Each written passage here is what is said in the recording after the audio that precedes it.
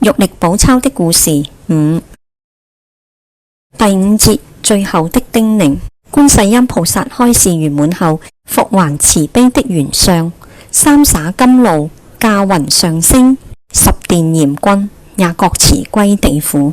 大帝退殿，判吏又在玉歷之後，將以上菩薩的金言、諸神的答語記錄進去，同時令跪在判吏桌旁的瞴癡道人親手抄寫起來。總計從太平年間起，記到慶祝酆都大帝聖誕完畢為止，又再補進了131字，共31章，由判吏點交給瞴癡道人。端捧着要傳播陽世。臨行之時，判吏說：陰間的鬼魂、神明有很多是近代方死不久的人，也有不少是你所認識的。你此次回到陽間，不可以泄漏了我們的真實姓名，因恐世間的男女知道有祖先親戚現在正於陰間為神，如逢疾病，本來應該做善事來彌補罪業的，不但不肯去做，反而殺生來祭拜，亂燒疏文，祈求保護。如此，諸殿必定增加不少無益的麻煩與冒犯。而且前已奉玉皇大帝的諭旨，另將本殿的大帝及諸神的履歷姓名一概刪去，更何況我們這些判吏的姓名呢？因為近代的世人居心不可測度，倘若我們的姓名被利用來招搖撞騙、滋生事端，那麼你和我們必定難逃天譴。千萬吩咐不要疏忽。瞴癡道人十分恭敬地誓言遵守，並刺血謹記。第6節密迷道人後記。瞴癡道人的弟子密迷道人曾在刊印玉歷時記下一段瞴癡道人的話與自己的感想。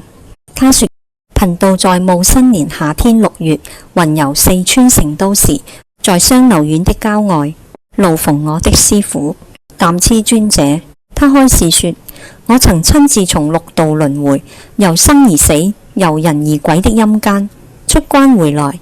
你可以傳知世間人，在陽間年老的、幼小的、殘廢的、重病的以及婦女，這些人犯了罪，都有法律規定可以贖罪。有時遇到皇帝、總統特別的恩典或大赦、特赦之時，更可以減少或免除罪刑。甚至於只要人事背景足夠或法官仁慈，可以隱瞞少數罪事，推卸或逃脫部分刑責。這種事例古今很多，在陰司則所有罪刑絲毫不能漏去，同時並無赦免與贖罪的可能，只有真心悔過，不再重犯，做善事可以消罪抵罪。奈何世間人無此正知正見，以致隨住妄想惡念起起滅滅，人與獸類的輪迴自此分道揚鑣，永遠淪落於畜生道中。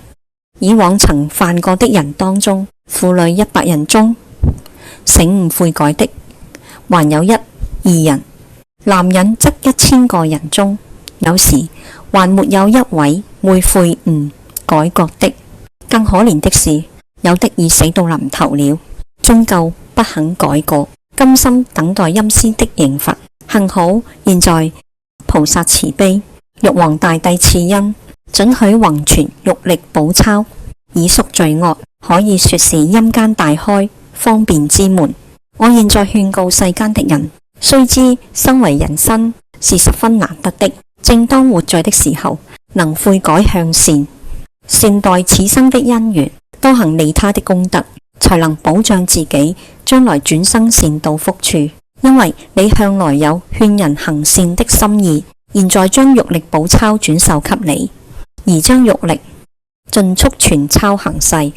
貧道聽聞，師訓後貴接此書不久，吾師即成道而去。我照住玉歷不斷地抄錄贈人，以勸世人悔改罪業，回心向善。每逢地藏王菩薩、觀世音菩薩的聖誕日期，即發誓悔改罪過，力行向善，並將此書印刊，分別傳播，以其輾轉廣泛地勸化世人。只要勸化一個人改過行善，他能免除罪過，你也有功德。唯願世間的男女觀看聽聞此言後，若曾有罪過的，立即改正；沒有的，則自我加勉，更行善功。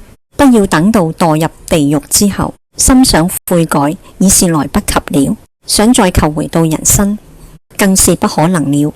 在7月15日佛的歡喜日，默迷度人，公記以上內容。在戊寅年夏天6月，默迷度人將玉曆傳授給東阜去刊印。